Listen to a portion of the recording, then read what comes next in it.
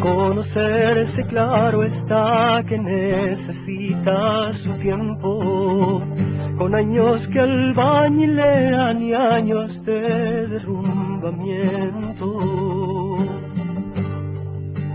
Pero cuando todo es potro, mujer, baile, vino, viento, y la carne nos sostiene tanto más que el hondo hueso.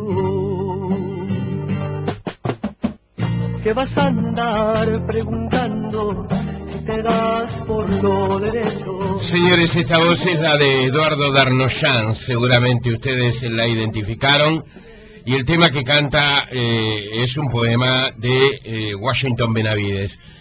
Con muchísimo gusto, además, queremos transmitirle a Washington Benavides la enorme alegría que nos dio que un nuevo reconocimiento haya para su trayecto, para su recorrido, que ha sido tan importante y que es tan importante para nuestro país. Vamos a recordarles algunas cosas de Washington Benavides. Reciente Gran Premio Nacional a la Labor Intelectual 2012, un premio que también obtuvo Rodolfo Gambini, ¿verdad? Pero en otra área de la actividad. Washington Benavides es profesor de literatura en enseñanza media y universitaria, profesor de arte, crítico, ensayista, maestro, fue profesor en la Facultad de Humanidades y Ciencias de la Educación, poeta, músico uruguayo, publicó decenas de libros, el primero de ellos en el año 1955, fue uno de los integrantes del grupo de Tacuarembó, del cual también se formaron parte otros poetas y músicos de ese departamento. Allí están músicos como Eduardo Larbanois, Eduardo Lago, ¿recuerdan a los Eduardos? Eduardo Darnoyans, Héctor Numa Moraes, su sobrino Carlos Benavides, junto al que editó varios discos como Benavides y Las Milongas. Hay que recordar que sus poemas fueron requeridos por intérpretes uruguayos como Alfredo Citarrosa, Eduardo Darnoyans, Daniel Biglietti, Héctor Numa Moraes y Abel García. Ahora ha recibido este premio, que es tan solo reconocer lo que Washington Benavides ha sido y es para todos nosotros. Felicitaciones, Bocha, buen día. ¿Qué tal? ¿Cómo te va? Bueno, te agradezco. No tenés... los agradecidos deberíamos ser nosotros para la gente, para toda la gente que dedica su esfuerzo noblemente hacia la cultura, hacia el arte, y que no siempre son reconocidos. En la mayoría de las veces, de las oportunidades, gente que tiene dificultades para llegar a fin de mes, que tiene dificultades para tener una vida que le permita utilizar todo su talento, ¿verdad?, en lo que quiere hacer, en su vocación, en sus destrezas. Y por eso este premio, el Gran Premio Nacional a la Labor Intelectual 2012, que en este caso estamos hablando de ti ahora, recae en tu persona, me parece absolutamente un reconocimiento a tu trayectoria. ¿La palabra intelectual te gusta? Sí.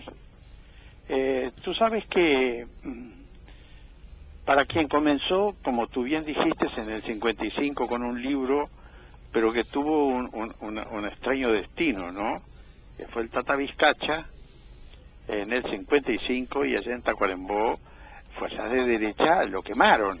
Ajá. Es decir, yo me inicié con un auto de fe en el primer libro, como para que se me dijera, bueno, mira, dedícate a otras profesiones, más, como tú decías, más bien, más que te pueden provocar algún beneficio mejor. Yo era, como siempre fui una especie de alien, una cosa muy precoz. Yo era en ese momento, desde los 24 años, profesor de Historia del Arte en el Instituto Normal. Sí. Y me estaba preparando para concursar para secundaria, cosa que hice pese al tropiezo de la quema del Tata Vizcacha. Ajá. Y entré en secundaria, y ahí estuve hasta el 75, cuando echaron a medio país para afuera. Nos dijeron que cerráramos la puerta por el lado de afuera, a maestros, directores, Sí. profesores, Una etcétera, generación ¿no? perdida. Y volvimos al final de la dictadura, en el 85, y ahí seguí dando clases, pero ya en Montevideo, no en Paso de los Toros, donde me inicié, o en Tacuarembó, sino aquí en Montevideo, en el inolvidable Miranda, y a su vez concursé y entré en la Facultad de Humanidades, donde hoy trabajo. Ujú. Es decir, con 82 pirulos, fíjate, Jorge, Sí. soy coordinador del taller de letras de la Facultad de Humanidades, y a su vez con Numa Morales y Mario Paz, dos estupendos músicos, tenemos desde el 2008 en otro sector de la universidad, bienestar estudiantil universitario, una cosa que es una novedad absolutamente absoluta en todo, creo que en toda Latinoamérica, ¿no? A ver. Que es el taller de creación de canciones. Mira. Desde el 2008, ahí los talleristas aportan sus textos y Mario Paz, Numa Morales y yo se los transformamos en canciones con la anuencia de los talleristas, por supuesto, porque es una tarea cooperativa, y ya han salido 2 CD de esos. Es más, ayer yo tenía que estar en Rocha, pero razones de fuerza mayor me impidieron, y allá andaba el taller nuestro, porque está saliendo al interior, fue a Salto y seguirá. Nuestra intención es que se creen estos talleres de creación de canciones, de unificación de poesía y música en todo el país, ¿no? Claro. Bocha, ¿sabes qué? Hacerte una entrevista... Sí, vos buscá el sector, porque a mí el inolvidable Milton Esquinca me denominó un 7 oficios del arte. Sí, y es así, ¿sabes? Es muy complicado orientarse, porque hay tantas cosas que has hecho y que haces, que entonces es muy difícil tomar una, porque todas además son muy suculentas y muy ricas. Yo estaba pensando hace algunos minutos, mirá, digo, pero el Bocha no va a escribir algo así como un recorrido, no digo una biografía de pronto, una autobiografía, pero memorias, porque hay grandes personajes. Bocha, yo te conocí en un momento muy especial, en el momento en que se pasó a la dictadura. Yo era prácticamente un niño en ese momento, ¿no? O por lo menos era el más niño del grupo. Y yo me acuerdo que un día caí de casualidad, y lo hablaba con Alcides Abella hace poco, caí a Banda Oriental. ¿Te acordás allá donde había que bajar por la escalera? Era un lugar apretadísimo. Y allí, en medio de las situaciones... Vos ahí estabas metido en la crítica cinematográfica. Exactamente, exactamente. Yo estaba haciendo crítica de cine.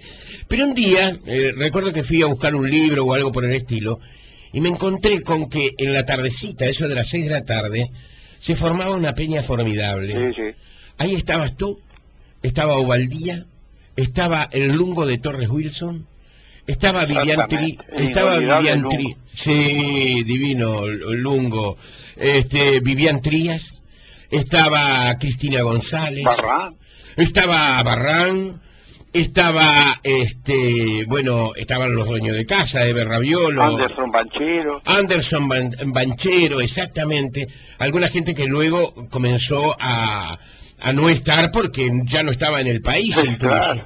Claro está. Y allí yo iba y escuchaba muchas cosas de ustedes que eran brutales, las peñas eran brutales. Me acuerdo cuando Vivían Trías, por ejemplo, que él sostenía que tenía cierta simpatía por el gobierno de Isabel Perón, me acuerdo, ¿verdad?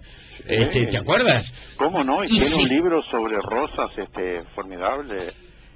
Vivían Trías fue en muchos aspectos el que reescribió la historia latinoamericana y sobre todo de Ríos de la Plata en muchos aspectos, ¿no? Claro. Y ahora en este aniversario de Banda Oriental, Alcides me dijo, escribite algo con respecto a eso, porque fue una experiencia, era una experiencia de escuchar. Yo iba y escuchaba. ¿Vos eras un gurí? Yo era un gurí, claro, y ustedes eran las personas que se hacían escuchar, por supuesto. Tenés tanta cosa que yo digo, ¿qué utilidad tendría enorme? Además, has alternado el mundo del interior con el mundo de Montevideo, has protagonizado esos episodios tan fuertes como fue el Canto Popu, en un momento en donde era muy difícil acá. Vos fíjate que esa canción solamente, el instrumento, sí, ha sido grabada, bueno, por Darnoyan, por No te va a gustar, por Buitres, por Sí. Tadei, Sí. por Estramín, es una, y el otro día en una peña de otra radio, en una tertulia se dijo que uno de los integrantes dijo que para él ese era el himno. ¿Qué te parece? Bueno, a mí me conmovió. Sí. ¿Te gusta que tu poesía pase a la música? Pero por supuesto, yo siempre recuerdo una anécdota de el Mozart de los últimos años. Hay que acordarse que Mozart murió a los 35, ¿no? Exacto, muy joven. En uno de sus, ya hacia el final de su vida, había hecho algunas de las óperas fundamentales suyas, ¿no? Sí. Y iba solo y de pronto dice, sale el muchacho de la carnicería y empieza a cantar la canción de Papageno. Ajá. Dice, y a mí me conmovió profundamente. Y yo, en plena dictadura, un día iba hacia la radio donde trabajé 20 años, Sí. allá en el Palacio Salvo. Sí, y detrás CX30. mío iba un muchacho y de pronto se pone a silbar una de las canciones mías, ¿no? Sí. Porque lo que mucha gente no se da cuenta es que la poesía transformada en canción tiene una proyección infinitamente superior a la del libro. Ajá. Porque date cuenta que tú estás preparado, tienes que ponerte de acuerdo, conseguir el libro, aceptarlo, o buscarlo y leerlo. Sí. Pero la canción viene a vos y te agarra en un ómnibus, en un supermercado, en una casa, en cualquier lugar y ¡pum! Sale a tu paso. La canción va a vos y vos Sí. en cambio tenés que ir al libro. Entonces, la canción de texto española y anteriormente Georges Brassens, y después Cohen o Dylan o el propio Darno, o Joan Manuel Serrat, difundieron grandes poetas que de pronto mucha gente jamás los hubiera leído. Cierto, cierto. Dylan, que es eterno candidato al premio Nobel. Ahora, no todos los poemas son para la música. Claro que no. Algunos, Claro que no. Como algunos poemas no son para ser leídos en voz alta. Exactamente. Aunque sí se defiende mucho, ¿no? La lectura, ¿no? Claro. Por la voz, dice ella, ¿no? Y tiene mucho de razón. Pero hay efectivamente poemas que tenés que leerlos con los ojos. Sí, que son para adentro. Porque la lectura es un Y fíjate la última poesía, Sí. Además, por ejemplo, de Borges, que estaba ciego. Ajá. Primero su madre, Leonor, y después María Kodama, eran en realidad quienes pasaban a papel lo Sí. que él estaba trabajando. Y mucha gente no se da cuenta de por qué él volvió al soneto y a las formas establecidas de la poesía, porque era la forma de memorizar. Claro.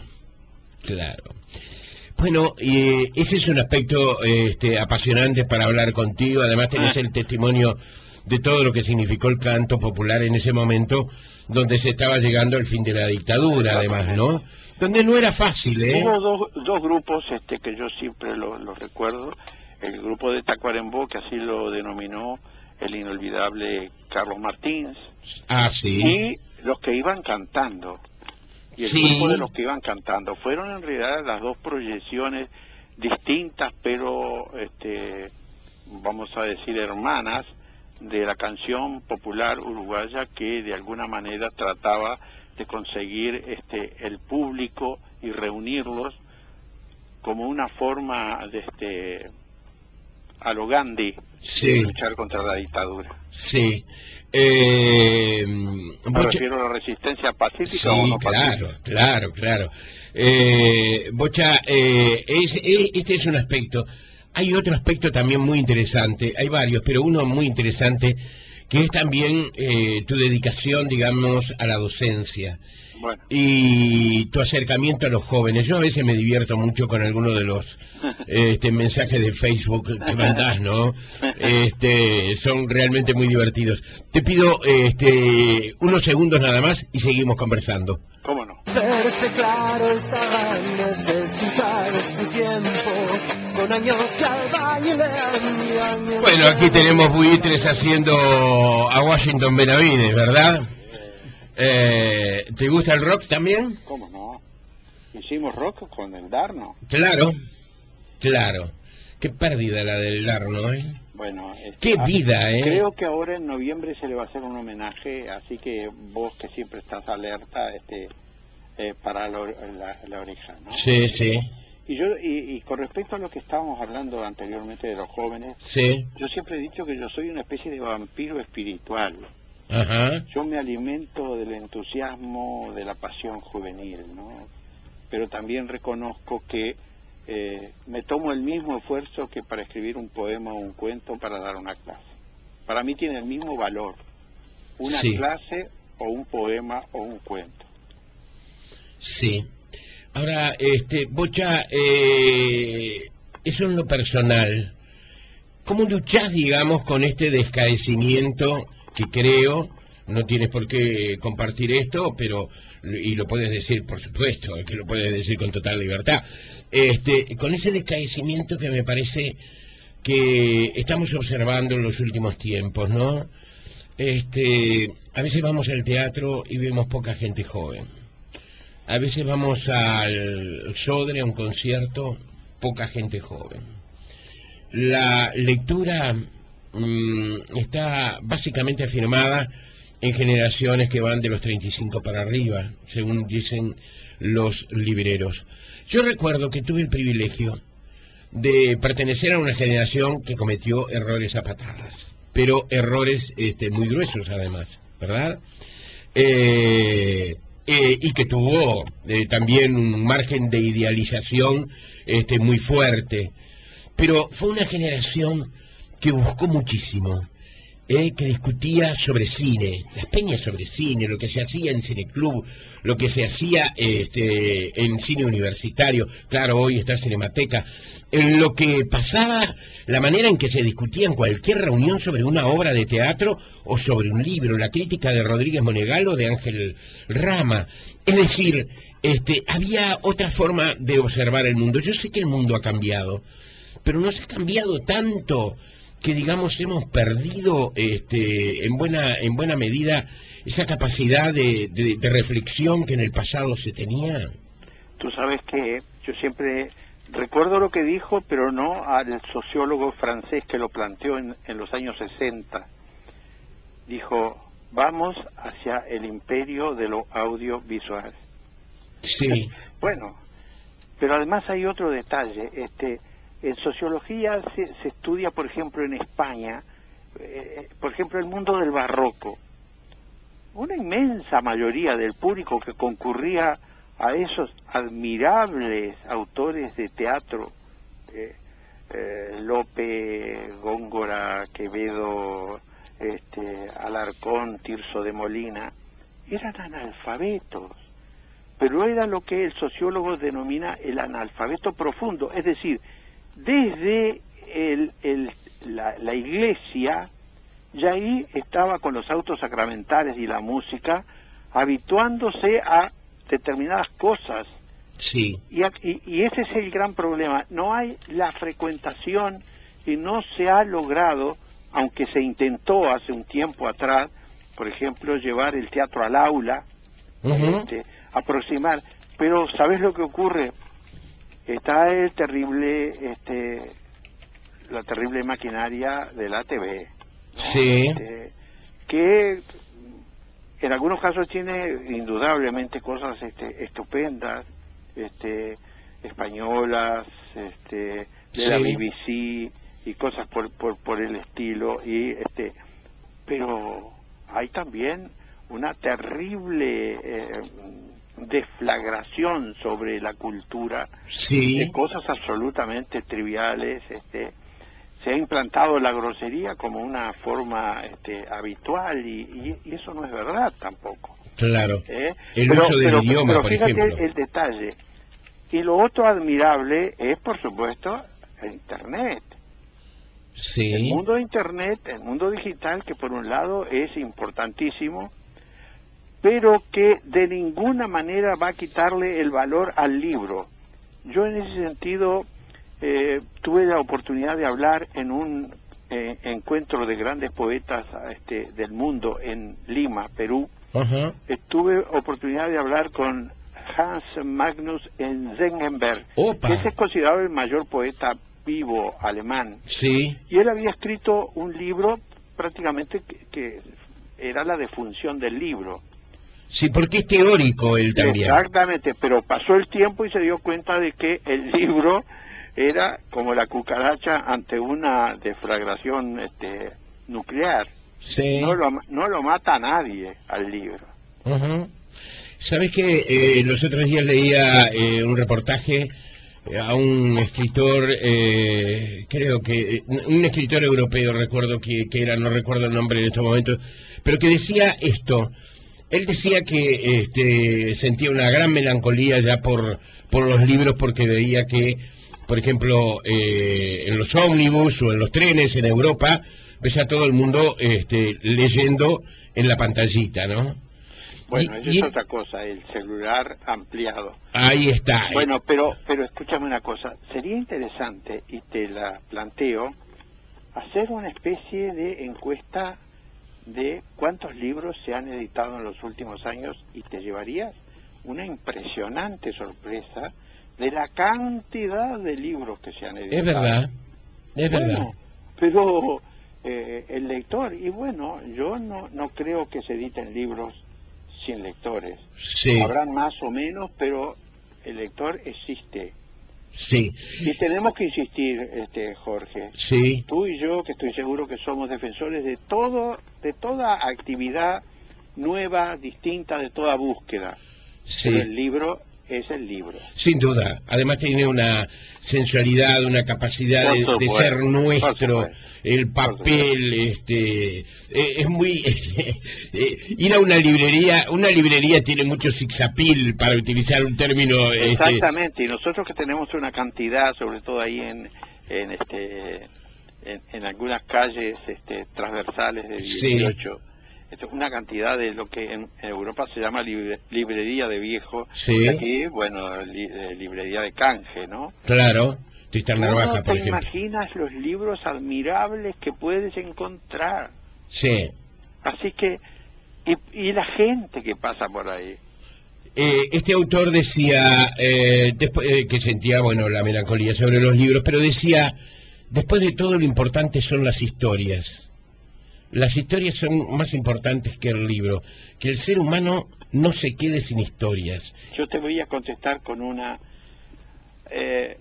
de las 25.000 entrevistas que le hicieron a Jorge Luis Borges, sí. Hay una al final de su vida que es formidable. Un periodista le pregunta, señor Borges, de toda su obra, ¿cuál sería el libro que usted prefiere? O el libro por el cual usted desearía ser recordado. Y Borges le contestó, desearía ser recordado por los libros que leí, y no por los que he escrito. Sí, se sentía más orgulloso de lo que había leído. Fíjate que si Borges contesta de esa manera, escucha, vamos a sacarnos la gorra, la gorra, el sombrero de paja, sí.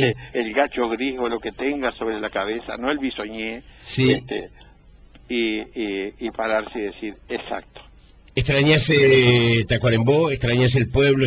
¿Extrañas el campo? Yo enero lo paso siempre ahora, hace mucho tiempo, con mi familia, con mi querida Nené y Pablo, mi hijo, que es mi gran amigo, y mis nietas, en el balneario Iporá, que se lo recomiendo a todo aquel que quiera darse un baño de tranquilidad y de reencuentro con la naturaleza.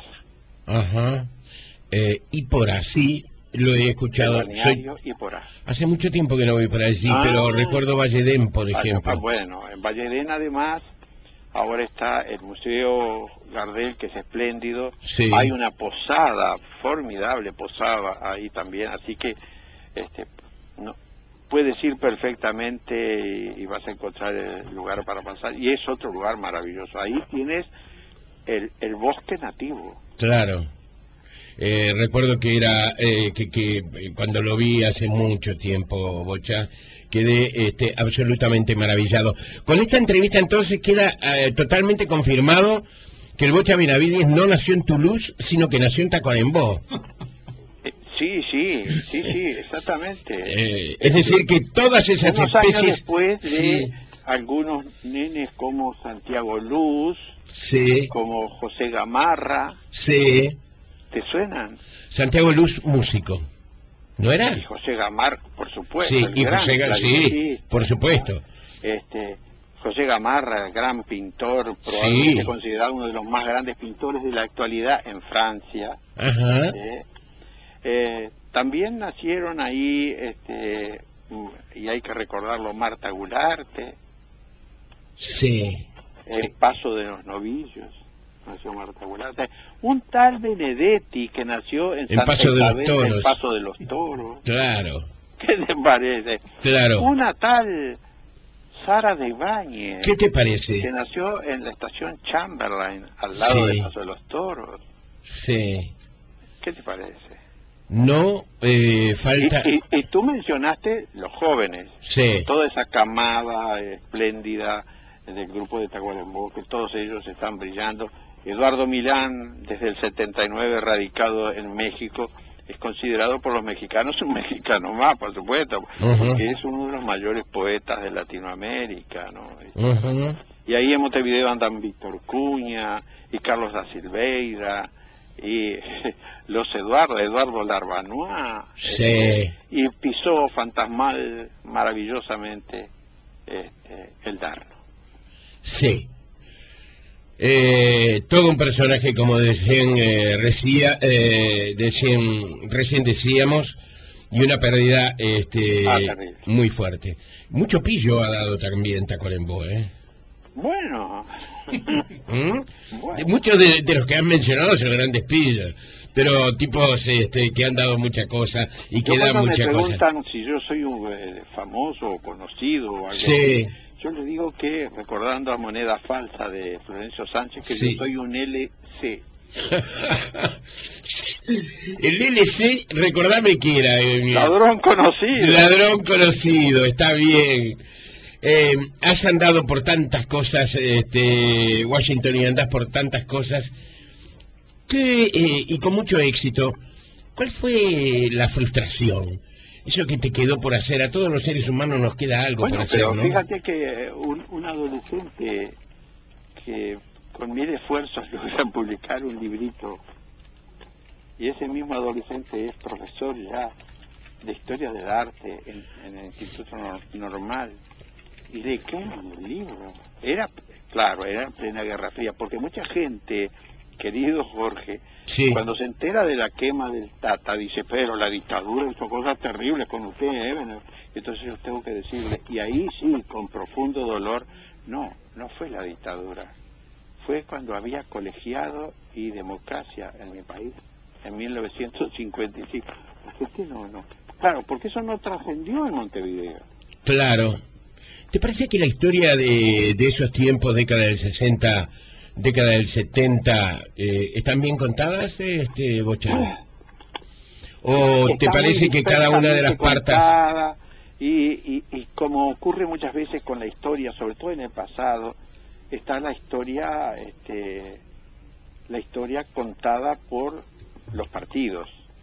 Claro. Que, por supuesto, Los militantes, de un muchas lugar, veces. el admirable Oribe es el asesino Oribe, ¿no? Sí, El creador nada menos que de la universidad, entre otras cosas, sí.